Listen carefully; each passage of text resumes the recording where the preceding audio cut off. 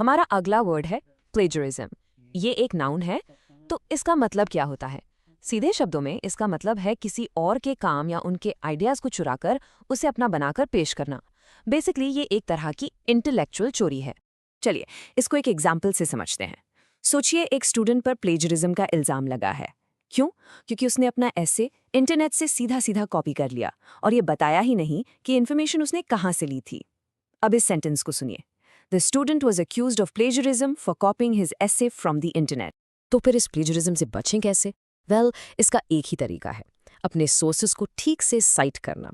इसका मतलब है कि आप जहां से भी कोई इन्फॉर्मेशन या आइडिया ले रहे हैं, आपको हमेशा उसका क्रेडिट देना पड़ेगा। ये बताना पड़ेगा कि सोर्स क्या है। आइए सेंटेंस को पढ़ते हैं। To avoid plagiarism you must always cite your sources correctly. और हाँ, एक बहुत इंपॉर्टेंट बात, प्लेजरिज्म कभी कभी अनजाने में भी हो जाता है।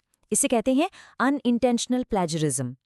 हो सकता है आपका इरादा गलत ना हो, पर अगर आपने सोर्स ठीक से नहीं बताया तो ये भी प्लेजरिज्म ही है।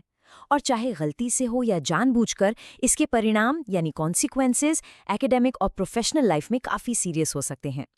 अब इस सेंटेंस को ध्यान से सुनिए। Even unintentional plagiarism can have serious consequences in academic and professional fields. ये परिणाम कितने सीरियस हो सकते हैं, इसके लिए चलिए एक रियल न्यूज़ हेडलाइन देखते हैं। इसमें लिखा है कि एक यूनिवर्सिटी ने प्लेजरिज्म के एक बड़े मामले में 3 स्टूडेंट्स को निकाल ही दिया। सोच लीजिए ये कितना सीरियस इशू है।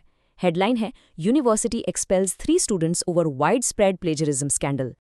अब प्लेजरिज्म से मिलते जुलते कुछ और शब्द देखते हैं, यानी इसके सिनोनिम्स। पहला है कॉपीइंग, यानी बस नकल कर लेना। फिर है थेफ्ट, जिसका मतलब तो आप जानते ही हैं, चोरी। अगला है पायरेसी। ये वर्ड खासकर डिजिटल चीज़ों की चोरी के लिए यूज़ होता है, जैसे मूवीज़ या सॉफ्टवेयर। और आखिरी है इन्फ्रिंजमेंट, यानी किसी के अधिकारों का उल्लंघन करना। और अब आते हैं इसके एंटोनिम्स पर, यानी इसके उल्टे शब्द। पहला है ओरिजिनलिटी, यानी आपका अपना बिल्कुल नया काम। फिर है क्रिएशन, यानी कुछ नया रचना।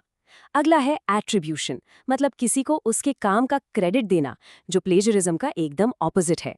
और आखिर में है ऑथेंटिसिटी, यानी असलियत या प्रामाणिकता। ये सभी शब्द ऑनेस्टी और खुद के काम को दिखाते हैं। बस आज के लिए इतना ही, मिलते हैं नेक्स्ट वीडियो में। Happy learning.